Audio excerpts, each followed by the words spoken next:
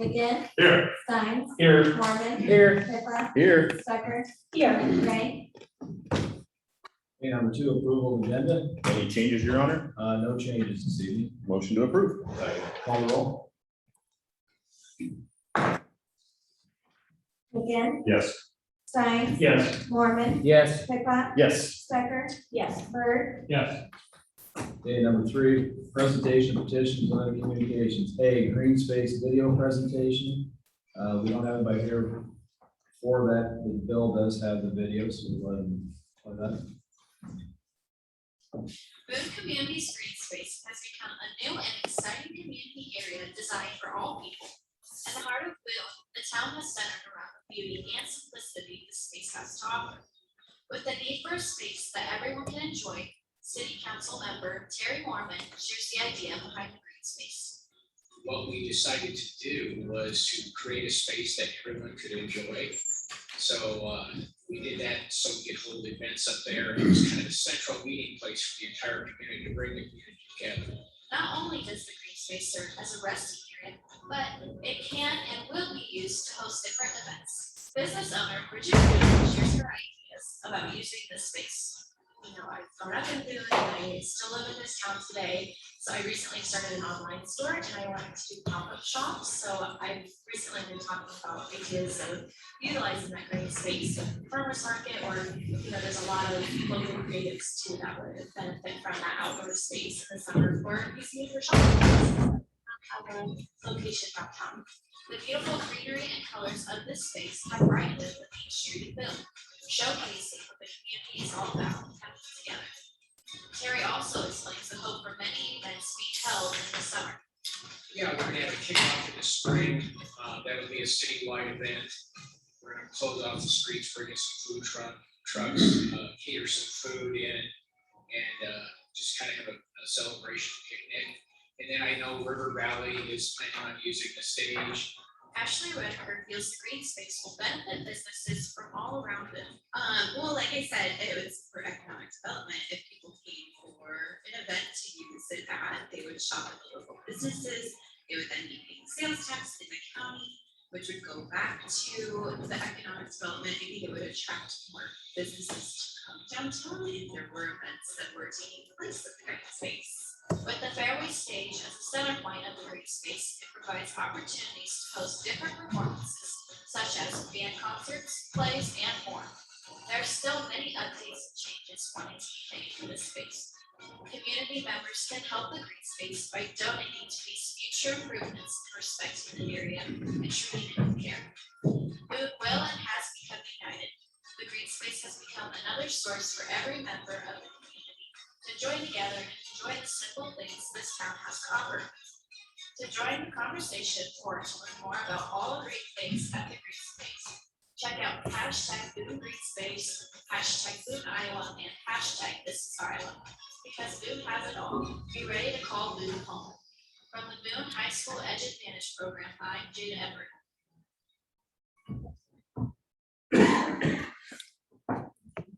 As you know, that's part of our marketing campaign with Edge, and they gave an update at ED before council tonight where they are going to be working on local interviewing local restaurants, and over a dozen of them. And they're going to be working on a video to highlight our community food options and also show them what we have to offer as a community as a whole. So that's what we'll see next time. That's it. Thank you, Martin. KB 2930 resolution determining the necessity and fixing date of October 18, 2021 at 6 p.m. for a public hearing on the matter of the adoption of the proposed amendment number 1 to the Boone Urban Revitalization Plan. Motion to approve. Second. Call the roll. Steins. Yes. Mormon. Yes. Pippa. Yes. Stecker. Yes. Ray. Yes. Bird. Yes. McGinn. Yes. AC public hearing to consider the 2021 Phase 3 voluntary annexation of industrial park as described below. Are there any written comments? No. Any public comments? Not, this public hearing is closed. For report of standing committees, policy administration, BJ. Yes, we have a meeting this evening, just following up the adjustment to the residency requirements for for city employees and officials. And it was recommended unanimously from the EA committee that we approve that change.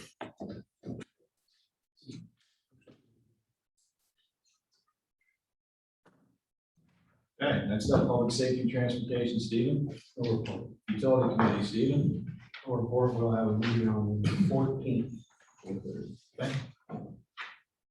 D, economic development committee, Greg. Thank you, Your Honor. I'm guessing this is why we have such a packed house tonight, and no offense to Jim, but it's not involving his contract, so. Just to get updates on the rec center. First off, we have, for the past several months, myself, Councilmember Mormon, and city staff been working on a payment option to finance a rec center downtown at the location that council and mayor has targeted as the new location for that facility. So in front of you, you have some information. And I'm going to pass it off to Bill and Andrea to describe these options to you first. Thank you, sir. So what we'll cover first is option staff has worked on to fund the wellness center. The first option, number one up there, is using tax increment financing to fund the wellness center. If you look, that allows us, as you know, to collect taxes from the county and school as well to fund this project. If you look at the numbers up there, it gives the numbers of what that amount would be. Now, mind you, these numbers are estimates. We don't know interest rates, things like that when we bond, so they're estimates. The 551, 250 on the tip, and then there would be, with this option, a 3% increase in the franchise fee, which on the gas franchise would bring in 182.4, electric 387.6. So the total amount there would be just over $1 million. However, if you look at the bond payment, and we're looking at a $10 million project at a 15-year maturity rate of a bond payment of approximately $875,000. That would leave some left over if council so chose, to go into a depreciation fund. I think at the end of 15 years, when this bond's paid, you're going to start having some maintenance issues. So we're planning for that as well to make sure that it's covered. So option number one is through the use of TIF. Option number two is increase the franchise fee by 3%. The same numbers for the gas and electric, increasing by 3%. So remember, that'd be a total of 4 because we already have a 1% franchise fee on both gas and electric. It would require budgeting around $180,000 out of the local option sales tax every year for 15 years. In addition, to require use of debt service levy of $125,000 to make that $875,000 payment each year for 15 years. Does not include any money for the depreciation fund. Option three is an increase the franchise fee by 4%. You can see the numbers that it brings in. Then that comes down a little and affects the local option sales tax budget every year for 15 years, is an amount of $57,500. The same for the debt service levy of about $57,500 for that, for a total of $875,000, which is the potential expected bond payment for 15 years. So we talked about franchise fees.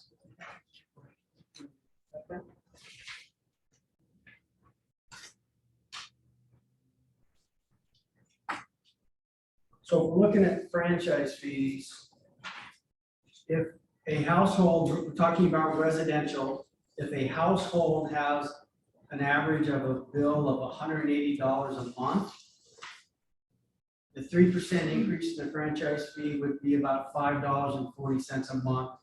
A 4% increase of the franchise fee would be about $7.20. I'll just give one more example. If your bill was $210 a month, the fee for the 3% would be $6.30. 4% increase would be $8.40 for the 4% increase. So an average increase in your bill yearly, at 3% is about $64.80, 4% is $86.40. Any questions from council so far? On the debt service levy, you know, the average impact that would have on a homeowner. Figure. So that actually is, taking into an account that we would be, paying one bond off and putting this one on. So it would not necessarily be, there will be a few years that we're gonna have to play with some numbers to prevent having a tax increase, until that one bond comes off. But the goal would be that it would just, Well, that's. Which could include a couple of those years she's talked about of using reserves to make that bigger. Sure. Until that one bond falls So off. the top line levy number would not be expected to. The overall levy limit would not change. Funding it as we have. Funding it as we have, yes. So if you go into, and this is open, obviously this is a time for council to have a discussion on this. Staff believes there are two options here on whether to decide to build a wellness center. It's that council can take a vote by a motion and vote that we're just going to build it. There could be a petition filed if you so chose to do that to force an election. Same with the franchise fees for those increases, or we could have a special election.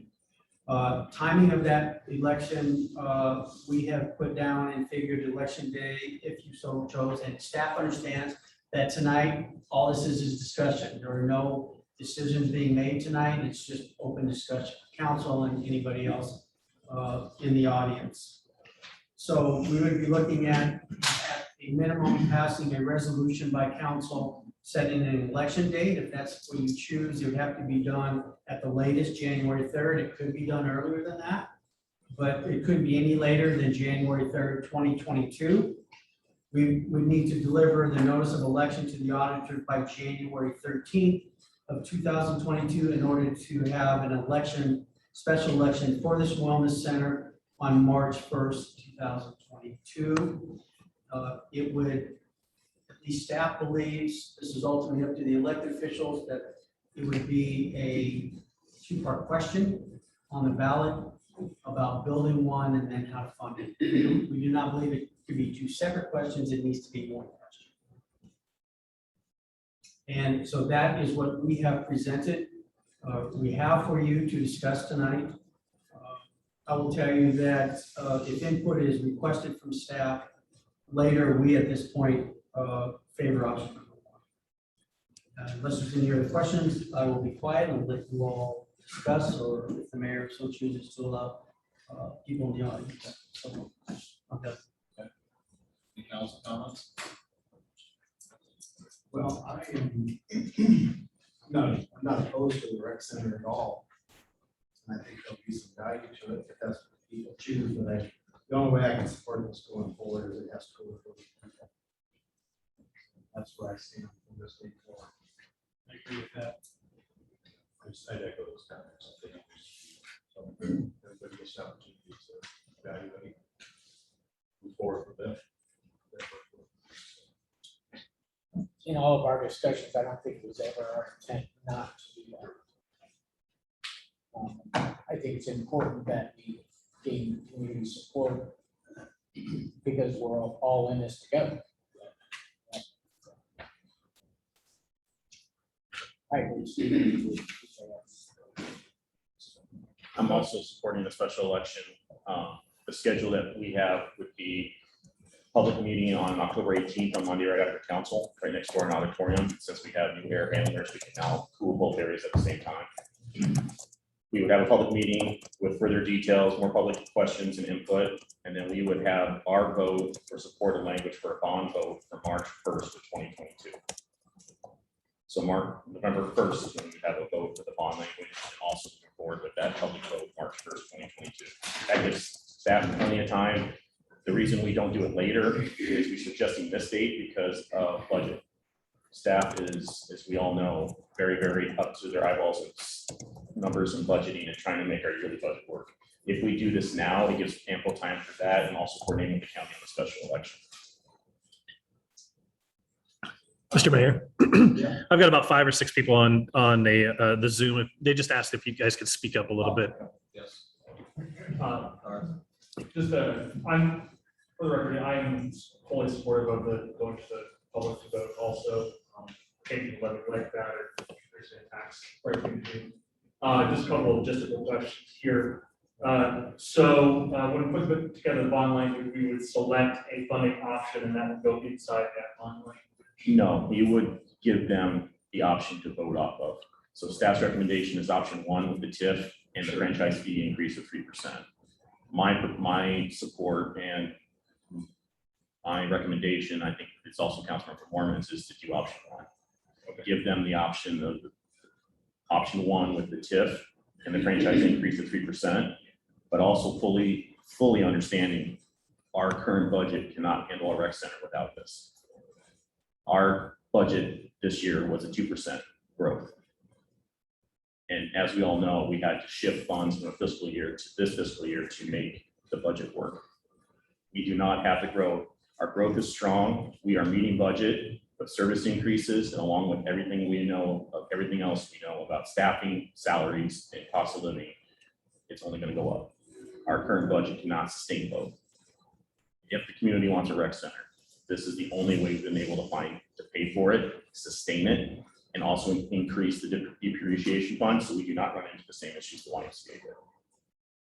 Yeah, I agree with option 1 being far and away the best one here for all of these. I'm just asking when it goes to the bond language, it'll be one question, build and financing outline lined out with option 1. So, Option 1. okay, perfect. If council so chooses to vote Right, that. if we go to that, I just try and envision what that would look like. And then going forward, assuming that it was approved by the voters, what does our timeline look at after that? Like after that, as far as planning, design, that sort of thing. I mean, I do not want to get that far ahead because we are looking at increased costs of graphic design, engineering costs, and everything else. What I want to focus on now is the bond language, so people know what's going to cost, what it's going to be expecting to get from that. And also 2, we are looking at an election cycle in between. I want to give the current council all the information to vote on the bond language, but also incoming council members and elected officials the opportunity to weigh in on that time frame as well.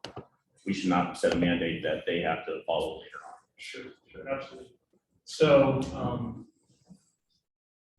prior to the bond vote, during that lead up time, we envision more of a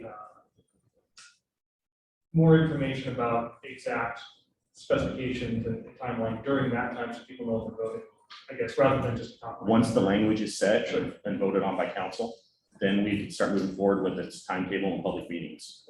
Councilmember Mormon has set up a schedule of monthly meetings from December, January, February, all the way to the public vote in March. I'm assuming there'll be more discussions, radio time, and also public input as well for each one of us.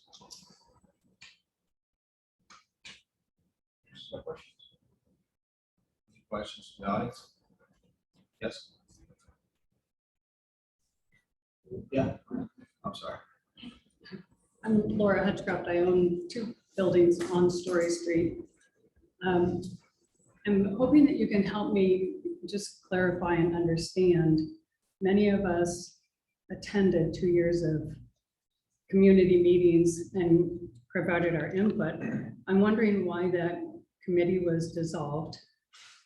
My second thing that I'm curious about is how you arrived at the numbers, and do these numbers take into account the 500,000 number that's been thrown out that it's going to take for the demolition of where you're now hoping to put the site? It was my understanding at the last meeting I attended that this center was being planned for out toward South Story Street. Oh, wow. No, Laura, That's you were the- at the last meeting, public meeting we had where we discussed the timetable for the downtown, right? And I know you've been talking to Councilmember Stecker, so she should have been updating you about the downtown location as well, right? I was there. I'm just wanting clarification because it seems like if the city already had a piece of land that was affordable for this location, it seems like the taxpayers' cost would be lower at that plot of land than at a plot of land downtown that you're having to demolish and bring up to grade, which affects all of the business owners downtown, and we haven't exactly had an input on this new location. Are you opposing the new location for the rec I center? don't know enough about it. There's no plan. I don't even know how you arrived at these numbers. Okay, There's no plan to know whether it benefits my business or hurts my business. okay, so. I'm not opposed to a rec center by any means. I just want more information of how this plan came together because it affects all of us. Okay, so let me back up here. Your first question on why the previous committee was dissolved. Do you remember who was on that committee itself? I only know from the meetings that I attended and what was on the city website. As I look at the plans, there's two separate plans that are shown on the site. Mhm. Okay, so previous committee involved council members Stecker, Steins, Mormon, Drew Nelson, Provost at DMAC, local citizen Jen Hansen, Ogden City Council member Brian Reimers. And Linda Williamson, who was on the board of the local YMCA. In the time frame between those meetings and where we picked this up post-COVID, a lot of things happened.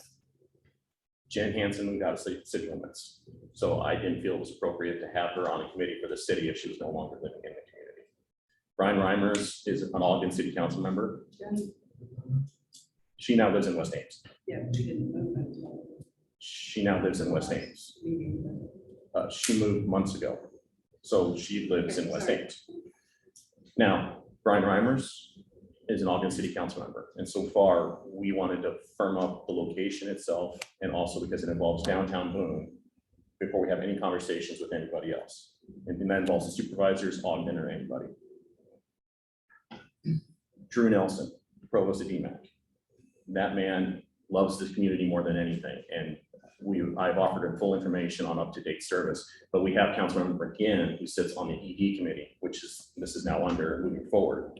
And he was part of the DMAC process of their building structure. So we have firsthand knowledge already on economic development. And then as well, we have Councilmember Stecker on ED, myself, and then Councilmember Mormon, who's already a special advisor to the project as well. Everything we're bringing forward now is focusing on the downtown location, because that downtown location was targeted unanimously by mayor and council as a prime downtown location needing redevelopment. The money was needing to be spent regardless of the rec center for redevelopment purposes, because the current structure is unstable and not sustainable anymore. I understand that, and I'm all for that corner being gone. So you're okay with us spending the money that we have so far to demolish and remove that structure? Well, yeah, you've already committed to that, so. Okay, I just want to make sure we're on the same page when it comes to that. The demolition itself is $350,000. The building itself was $150,000 along with the parking garage. Councilmember Mormon has taken down hundreds of hours in salvage and everything else to defray the cost. Our rec center budget from the previous committee is gone. There is no more money there. About $1,000 is all that's left from about the $20,000 that was raised and donated. So to keep costs down and focus on the demolition, which is keep us up to date, we have been focused on demolition, site location, and getting to the process where we are now. Now begins the community meetings, telling people what we are envisioning, the concepts that we brought from the south side to this location, and then also what mayor and council are envisioning for it as well, which is why we're going to need 30 days of community input, plus the community meeting next door on the 18th, before the city council vote on the 1st. So how did you arrive at those numbers without a plan?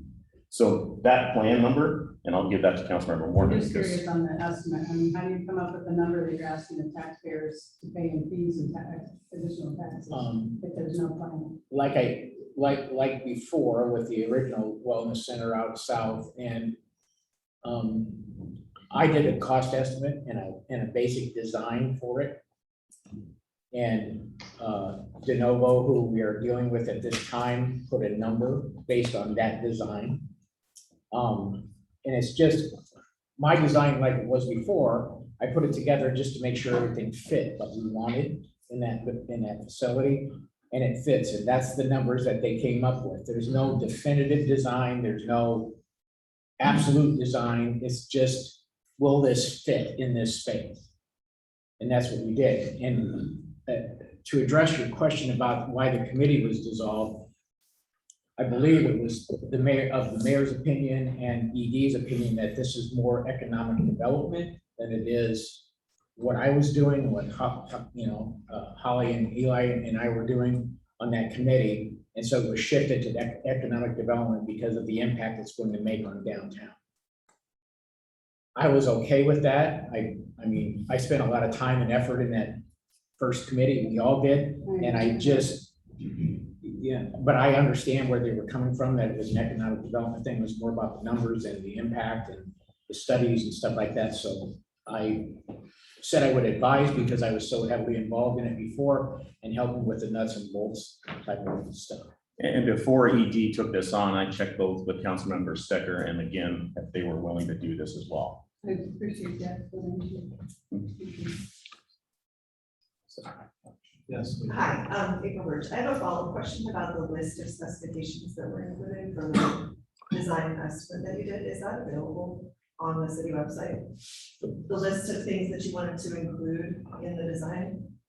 No, it was based on the wellness center before. Okay. It's basically a mirror of that. The only difference is, do you want me to go into some of that stuff? Go ahead. I can tell you what we kind of zeroed in on, if you want to know that. We have 2 full-size gymnasiums that are going to be, instead of the 1 that we had before. There'll be a 12-foot wide walking track.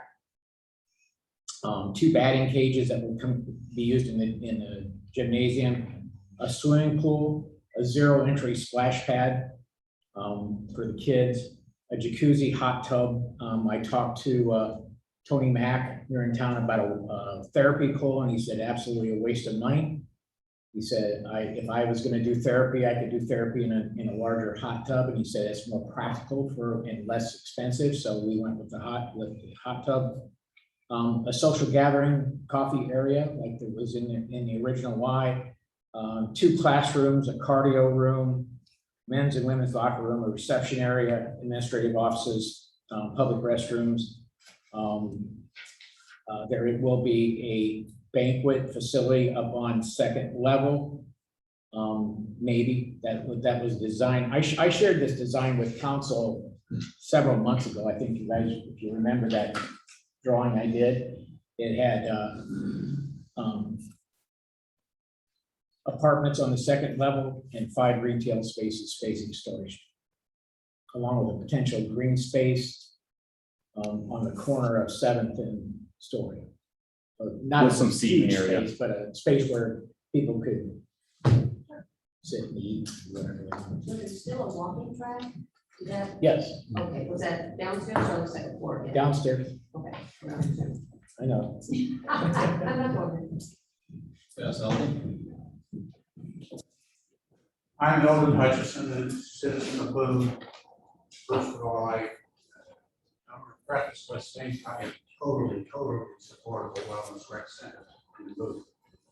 Appreciate all the work that's been done on it. I just encourage the council not to underbuild. We don't need a elaborate wellness center. We need a very, very nice, take pride in Boone wellness center. Certainly hope I'm wrong, question of people for 10 million. About that shaping out of the land, but I just encourage you not to under. And I think that's a lot of what we're going to be doing in the upcoming meetings is soliciting that input before we try to go to design or determine what we're going to do with that. And spend dollars we We don't have. don't, budget yeah, right we now. don't want to spend dollars until we know we're going to build the thing. And that's up to the public, so that vote, but we'll be soliciting input that entire time and trying to get concept designs and stuff like that going. I'm gonna watch we're gonna launch a fundraiser coming up here pretty quick. So there's a lot of wheels turning, Elvin, and I think we have a fairly decent plan, but it's kind of baby steps right now, step by step by step. The input from the community, I'm looking forward to that again, like we did before, see what everybody wants, what everybody needs, what we want, the services and stuff. We know that this is going to be a child base, but we are doing our very best to not compete with local businesses.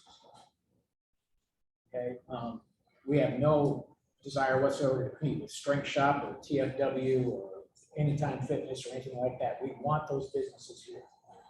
So we will work with them to make sure that doesn't happen. Yes. Question, when the vote comes, if it is put to a vote, did you say that was like March? Yes. Possibly, It will go to vote. okay, so that would be March. At that time, will there be designs or plans that people can see if they're going to vote on it? Or will it not be at that? I'm hoping that we have preliminary designs. We've talked to them about it. We haven't really decided on. First step has always been bringing it back to council to show how we're gonna fund it. Because the question last time around, talking with Councilmember Mormon was, this is all great, but how are we gonna pay for it? We're showing the public how we're gonna fund it first. And then if council votes November 1st to move forward with the public vote in March, then we can start dedicating funds to that design So you process. have several months, because I guess I feel it's important for people to know what they're voting for. Correct. I mean, I Yep. was on the school board, and you need to have a proposal plan of, okay, how's the money gonna be spent? And yes, it is just an outline or a template, but yet it gives them an idea of, okay, and just kind of Terry, what you were talking about, is here's what it would include. And You know very well from being on the committee that once we make that determination and we want design concepts or something like that, that ends up costing money. So we don't want to spend a bunch of money and then have the voters vote this down. And Right, but your timeline, it looks like you've got enough time. yeah, we should have more than sufficient time to get that going. In discussions that we've had with De Novo, they said a matter of weeks.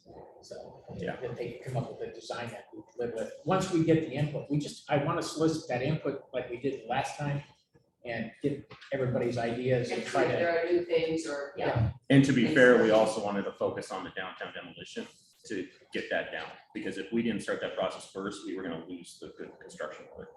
So the downtown demolition was top priority first. Yeah, because if you look at the downtown demolition, that process is pretty rapid. It was pretty fast.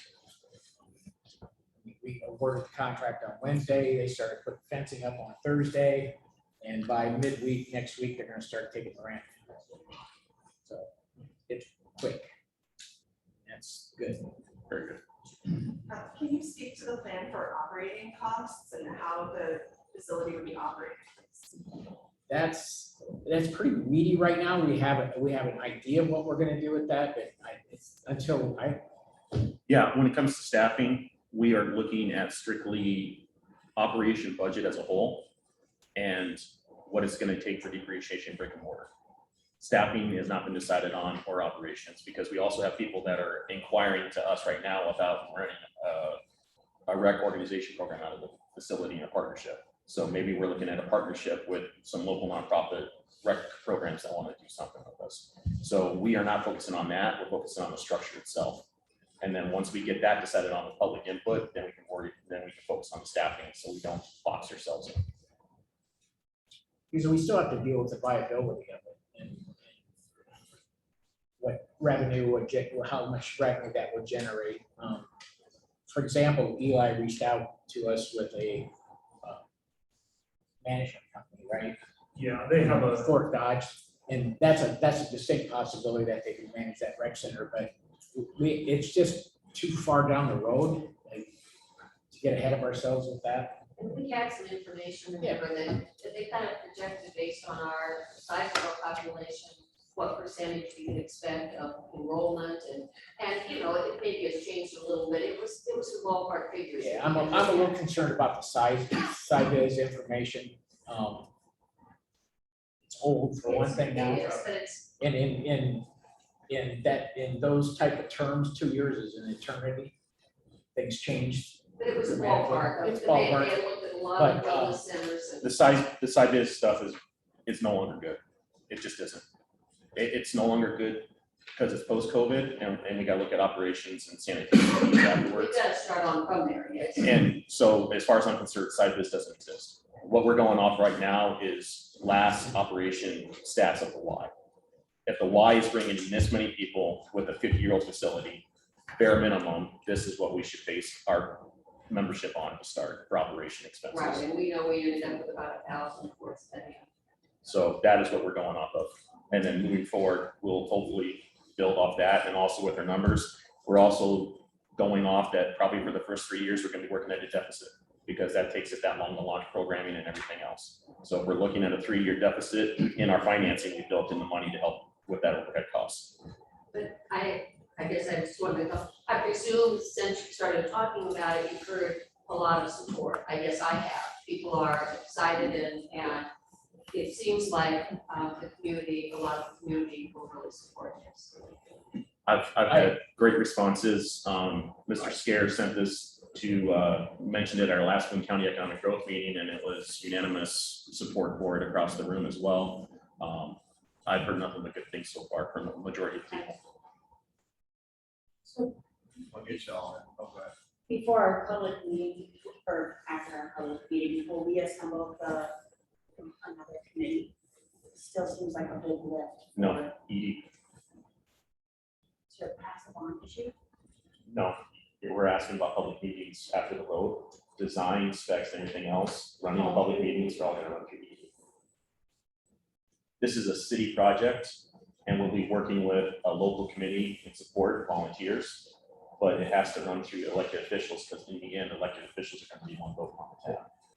We need to have community input, we need to have community involvement, we need to have community support. But it's gonna be the people sitting around these tables that are gonna have to make it work. So I think they should be the ones running this programming and also the design phase as well. Do you think the additional manpower of a committee for the fundraising effort would be beneficial? On that aspect, Councilmember Mormon's gonna lead that up on the fundraising side and also with any future contractor. There is, we looked into programming side of it too, of any future contractor that's built into the fundraising capital. And the donation phase as well, we already have preliminary discussions with private donors and also corporate donors, hopefully.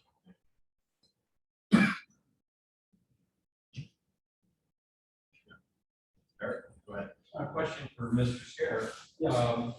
Funding option number one, you mentioned the TIF. If I heard correctly, you said it could also pull dollars from the county and school patrons. If we use the tax increment financing. Could you explain how that is? Tax increment financing is I where. understand TIF, I'm just not sure how far out into the county, or is that countywide? It's countywide. So it takes, it will in the end affect the general fund of the county. So are the county residents involved in the vote for that, or is this forced on them? It's a, I believe it's a city election.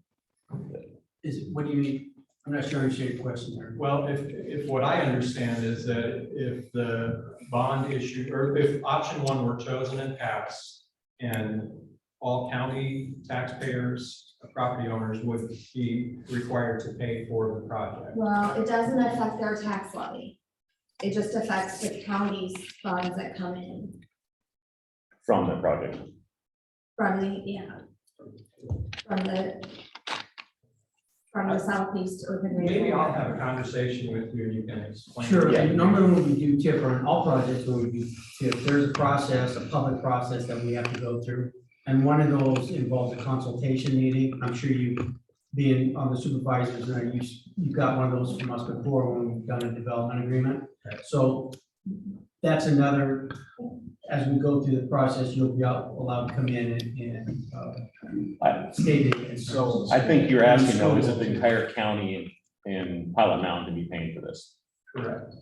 No, No. it's just the southeast urban renewal. Our urban renewal district within city limits.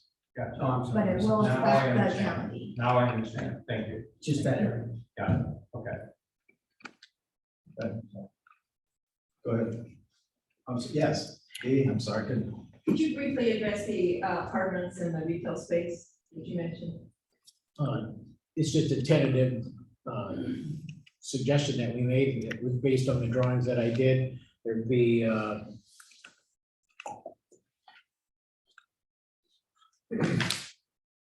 eight two-bedroom apartments, 3 one-bedroom apartments, and 5 retail spaces With balconies, with balconies. with balconies. 900 square feet for the 2-bedroom, 700 square feet for the 3-bedroom, and the retail spaces would be 1,000 square feet or less. Did you say 700 feet for the 3-bedroom or 700 feet for the 700 square feet for 1 bedroom. for 1-bedroom? And who's gonna, you have management in place for that? Again. No, we have not got to operations yet, to the earlier question, Dee. Yes, sir. I'm in my favor. So I understand the operations plan isn't very far along yet, but we have an idea when the people are going to vote whether or not there'd be a membership fee required. There is going to be a membership fee requirement, just like the YMCA. Sure. Our current proposal has the county residents paying more than the city residents, since the franchise fee is going to be getting them. So the franchise fee, just like we do with the pool, if you're a county resident, you will get a higher rate than the city residents that fund the pool operations. So there'd be estimated rates available when people go to vote. Correct. Yeah, because the numbers that you're seeing up there are basically the bond, not the bond payment, but the lease agreement and depreciation, correct? That's a bond. Bond, okay, but it doesn't include operation costs. There is some extra money there for operational costs, but the operational costs will come from fees and rent. And that type of thing. And similar to the Y, will there be a low income subsidy of some sort? At this time, we are not planning that. We are looking to local civic groups and also organizations to fund that as well. But if we are asking the community to fund this, the community is going to have to all get the same rate as everyone else. So it will be working with local civic groups from Kiwanis to Lions to Modern Woodmen to offer financial aid for that type of programming. Because honestly, I think that's where the Y got in trouble. Because operation costs were not sustained by the membership fees being entailed by it. Their scale was so, I mean, there was 15 different scales of who was paying what. And I think about 25% were Right, assisted. and, yeah, and like I said, we're not opposed, and this is like the original wellness center, we're not opposed to doing endowments and stuff like that, getting endowments on a yearly basis to help pay down those costs for low income people. Absolutely, but we have to find a happy medium there. We still have to make this sustainable. Yes. So if I understand this right, if we do the bond and we give it out of our taxes, does that mean we're actually having to pay for it twice if we want to use membership? If we're already paying out of it, paying for it on our homeowners taxes, and then we also have to pay a membership fee? Okay, I'll use my house as an example, Annie. If my utility bill goes up $6 a month for this option 1, which is what it comes out to for myself personally, that comes out to $70 a year. That is not sustainable to fund an operation like this year round. So for the $6 a month for 15 years, that will go to the brick and mortar depreciation and help the operation costs. But my membership fee is going to go to pay for the person that is running that counter while I get there, or the lifeguard that's there, or the yoga instructor that's there. I mean, those are the type of things our membership fees are going to cover. Okay, so we will have to do that twice. My other question was, when it starts to depreciate, I'm worried about like what happened with Y. They knew it was failing 2 years before they actually closed it down, and nobody did anything. Do you have anything put in place to keep it maintained so it doesn't fail? We are building a depreciation fund into our operations budget to fund it from the start. So day one, the doors open, the depreciation fund is gonna start growing. So that way, we're not 15 years in, like City Administrator Scare said, and things start breaking, then we gotta fund it. I mean, so we're gonna be planning for that day one, we start operations. Well, and we'll also have a director that reports to us too. Yes, So yeah, and that's the local control that the Washington absolutely did not have. correct. And we are keeping this under council mayor authority, so we are answerable to the community instead of to a nonprofit organization headquarters in Des Moines. Any other questions? Okay. One thing I wanted to add, if I could, I don't want to skip over Jim. Jim is prepared to answer any questions you have about the process of increasing the franchise fee. I want to get those answered tonight, if there are any, as, so over the next month, you understand that, on what that process is. So if anybody has any questions on that, Jim's prepared to answer those. If not, then maybe we can. And just for one clarification, we're asking for a 3% increase in the franchise. We could be asking for 4, but we're not. We're asking for what we need for the facility itself. So if anyone asks if the franchise fee is going up, yes, but we're only asking for what we need for the facility, nothing more. All right, you want me to run through this update on what's going on down there? Or not? Let's wait for council member comments. Okay.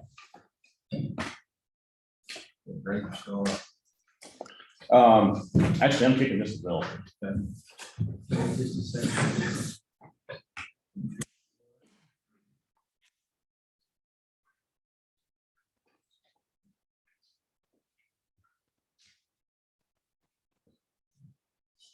Okay, so as you know, we have been in discussions about a possible CDBG grant for downtown for Wi-Fi.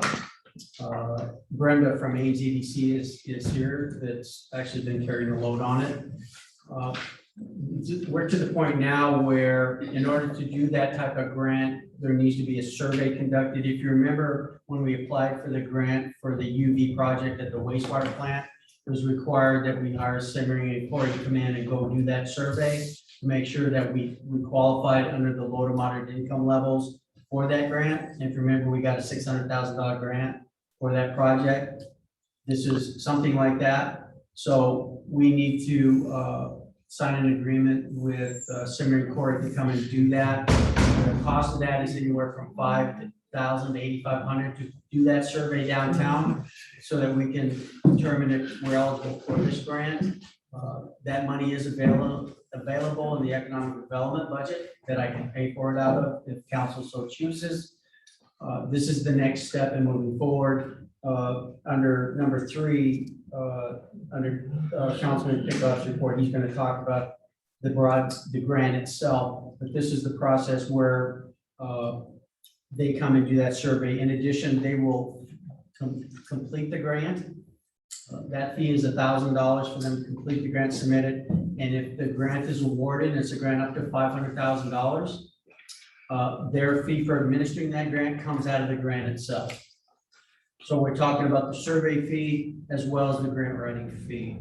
They've done this for us several times before. We've always had good luck with them. So that's what that resolution is. And I would ask for approval of that resolution, and I'll answer any questions you have.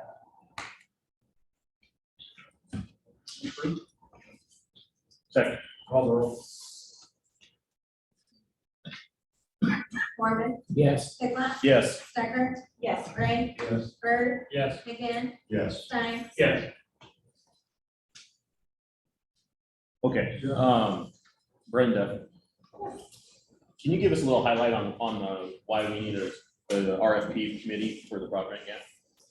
So it's good to be with the council again this evening. So again, I think Phil mentioned, which is really a kind of a key point in terms of moving ahead with the potential application in support of a broadband project focused downtown. So it's one thing to take action and enlist services to help with the LMI survey, also to actually write the grant itself.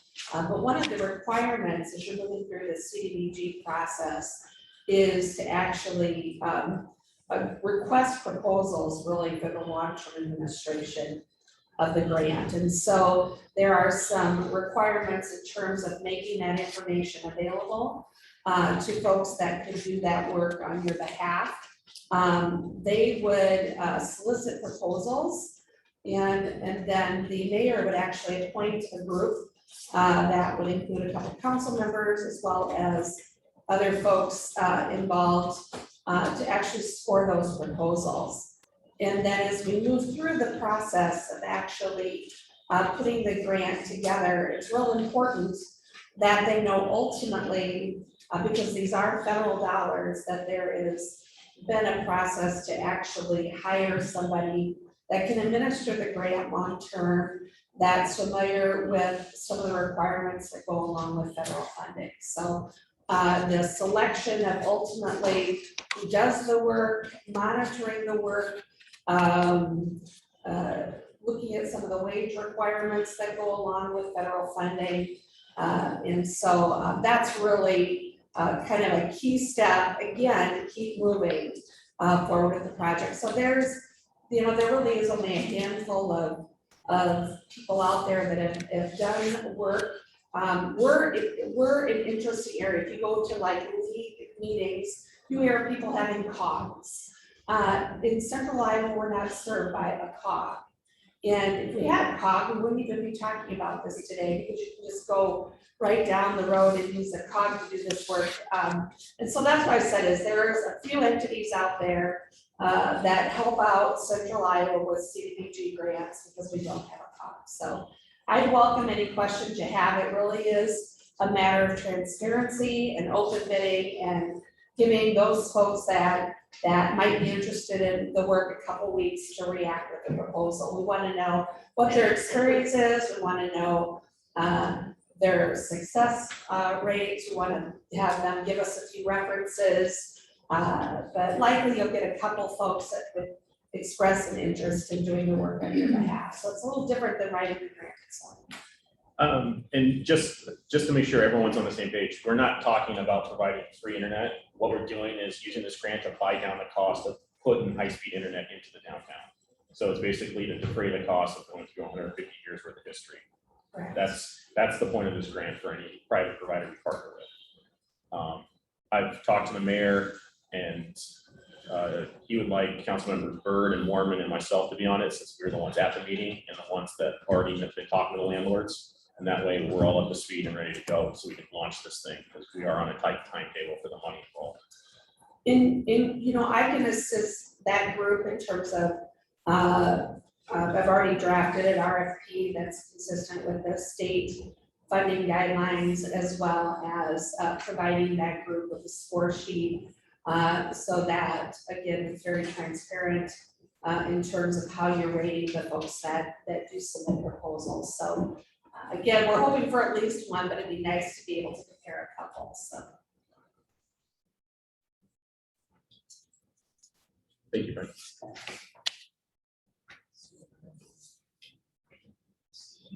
Okay, number 5, department reports, building official Ed, no report, your finance officer Andrea, city attorney Jim, No report. director of public works John Rouse. A couple of John, real quick. City jobs that we need to get done for this project, 620 story is completed, our yards cleaned up for the grinding, and the park staff have moved the trees for when they get to there. So we are ready to go whenever they're thinking it's just that way. Okay, here we go. Number 8, engineer. So in the packet is a resolution and the contract with SEH. This is another one of the American Recovery projects that we talked about, the backwash blower at the water treatment facility. This was put in when the plant was new, so it's around 22 years old. It's the only one there. If this piece of equipment doesn't work, the plant doesn't work. So it's time to replace that. As I stated before council, we got approval through the auditor's office. This is an approved project. So this is the contract with SEH to engineer the project and get it completed. Any questions? I just need approval. Motion to approve. Second. Call the roll. Yes. Stecker? Yes. Ray? Bird? Yes. McGinn? Yes. Stein? Yes. Mormon? Yes. Okay, Public Safety, Chief Adams, No report, Your Honor. Chief Legal, No report, Your Honor. City Administrator Bill. Okay, so the next item here is the city attorney's contract is up December 31st of this year. Over the past several weeks, he and I have been having discussions about renewing his contract. What you have before you, in front of you or in the packet is an extension of that contract basically for 3 years. In addition, the new thing on this is Mr. Robbins is bringing with him to this contract Rafe Montag, who's a local attorney here in town. So we will have a city attorney and an assistant city attorney. The additional cost for this is $200 a month. Is all that's been asked for the increase. And normally his contract is increased by what other employees' contracts are each July. There will not be an increase July 1st, 2022, but there would be in 2023. Rafe is in the audience this evening. If council has any questions for him, or if you have any questions for me, this is a good deal. So I would recommend approval of this contract. So moved. Call the roll. Stecker? Yes. Ray? Yes. Bird? Yes. McGinn? Yes. Stein? Yes. Mormon? Yes. Whitlock? Yes. The only other item I have, just council information. We have posted the public works director position. There's a deadline of October 29th. As we move forward with this, I'll keep you informed, and I will be engaging the utility committee to assist with interviews at the appropriate time. That's all I have, sir. Okay, number 6, consent agenda. Are there any items on the consent agenda that you'd like to remove and discuss separately? Not, I need a motion to approve. Motion to approve. Call the roll. Ray? Yes. Bird? Yes. McGinn? Yes. Stein? Yes. Mormon? Yes. Whitlock? Yes. Stecker? Yes. Okay, number 7, ordinances. A, third reading ordinance 2269 to allow the city of Boone to make an adjustment to the leak protection program set forth in section 92.13 as it relates to program qualifications. So moved. Second. Call the roll. Bird? Yes. McGinn? Yes. Stein? Yes. Mormon? Yes. Whitlock? Yes. Stecker? Yes. Ray? Yes. Move to adopt. Second. Call the roll.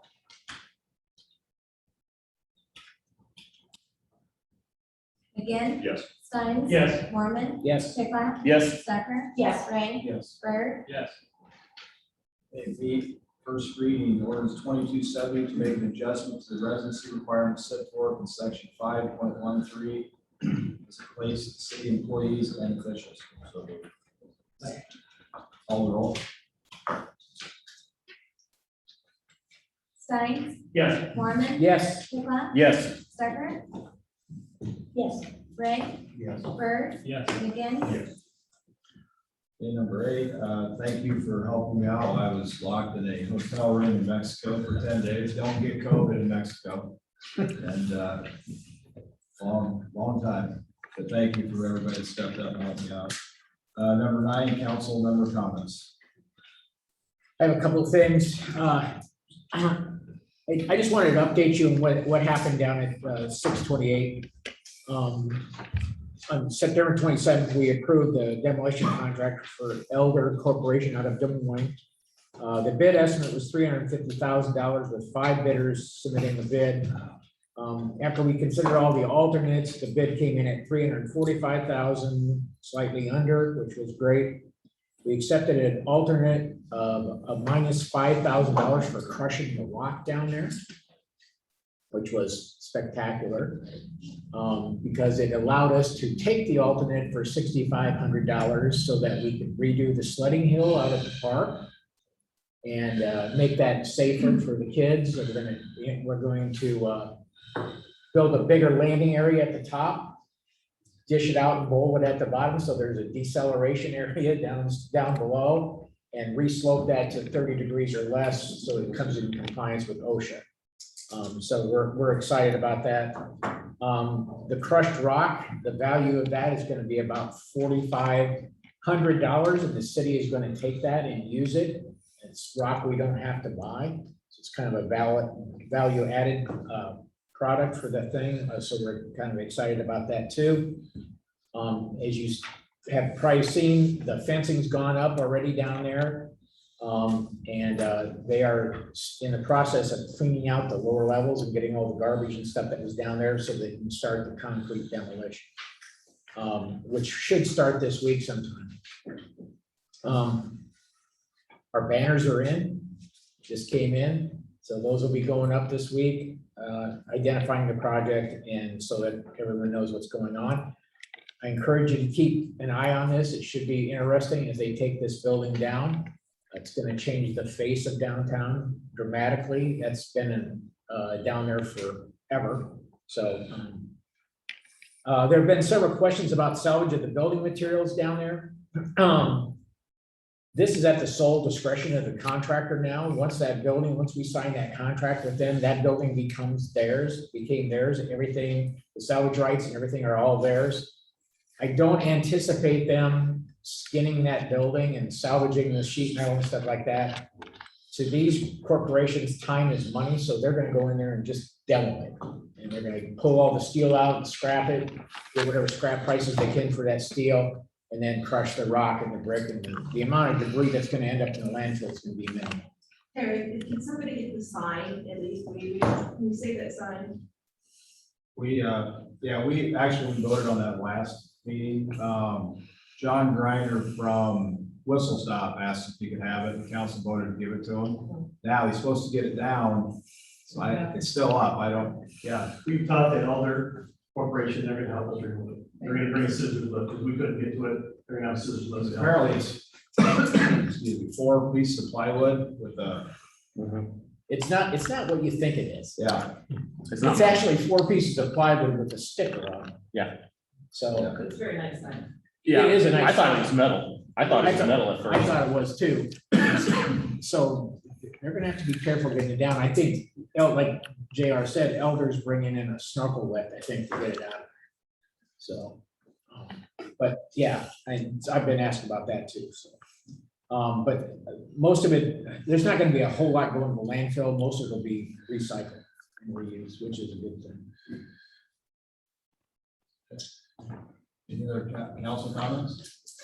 Thursday, we have our last, first Thursday of the season, our Oktoberfest from 4 to 7 downtown. See you all there. Oh, one more thing, Your Honor, I'm sorry. Councilman Picklap, along with myself and City Administrator Scare, will be holding an informal coffee with a councilman up here in the auditorium on October 21st at 6:30. The topic will be the city budget. There's been a lot of questions about that. We're just going to do a budget 101. You can ask any questions you want about the budget, how we determine how we fund projects, what sources are available. We'll answer any of your questions. So this is your opportunity to ask about the process. We're going to extend an invitation to all the candidates to join us so they can get a quick course on that and ask any questions they may have about funding projects that they hold dear to their hearts. And we will be holding that second community meeting on October 18th, right after council, probably around 7 o'clock. On the 18th, Rec Center will be the topic. We're looking to share as much information as we can with you that we have and solicit input from the community, so you know what's going on. And we'll tell you where we're headed and kind of give you a heads up on that process. 6:30 a.m. or weekend. I'm not getting up at 6:30 p.m. Did I say a.m.? Oh my God. No, you said coffee, and I usually host them in the mornings. Oh, So now we're going we to can the make it evening, we're having decaf if cookies. you want. Yeah, PM. yeah, yes, yes. Auditorium, right here, yeah. We tried to get Cobblestone, but they were booked solid with Fairway and Chamber. Yeah. That's it, I'm sorry. Council comments? Any public comments? Go ahead. Go ahead, Linda. Hi, I'm Linda Blakely. I need some clarification from the council or perhaps Mr. Robbins on, I understand there's a social media policy for city elected officials. And I am confused as to, I just got it today, and I'm reading that it says city officials shall not use official city social media sites for campaigning purposes. So Ms. Decker changed her name on hers. I'm not sure she's in violation. I'm just asking for clarification for that. It is confusing to the public when she's a city council member and now she's campaigning. Does that complete your question? Yes. In my opinion, the city policy only applies to the official city social media site. I don't know if this is Councilman Stecker's official city site or her own. So if it's her own, we have no business regulating that. If it's the city site, different story. So I don't know which it is, but It was called as her city council site. So should we assume that's her council page? no, she just indicated it was her own personal site. So in my opinion, that does not violate the city social media policy. So not to challenge it, I'm just understanding it. So then when what was her personal page, but she was acting as a city council person, would that have, see where that's where I'm confused. So if it's her personal page, she was acting as a city council, and in here it says that they can't do that. It says in there, as I just indicated, is that she cannot do that on the city social media site. That's not what she's on. So I don't know how more, what additional clarification I could give you, but I don't think it's a violation. If it's her own personal site, she can follow whatever and make whatever comment she wants on that. Yeah, hey, Linda, this is great too. We also got to register our council member sites with Archive Social. As a city elected official, you have to do that. Okay. Okay, so I must not have, I understand what Mr. Robbins said. I guess my confusion is still if she was acting upon, if she had her social media as a personal account, but she called it her council page, is that misleading the public that that's a city page? My job is to enforce the rules and laws of the city. It's not my responsibility to dictate what one does on their social media site, so I don't have any opinion of that. Okay. I'm going to be involved. I'm just, I understand, and I understand social media is a problem and it's a new thing. I just find it convoluted that 1 minute it's a council page and the next it's not, and whether it's registered as city business, it's confusing to the public. So I just wanted to try to get clarification. So I said at the beginning, she might not be in any violation, but it definitely is a convoluted social media page, and it's confusing it when she's acting on city business and when she's not. Thank you very much for your time. Thank you. Any other public comments? Meeting is adjourned.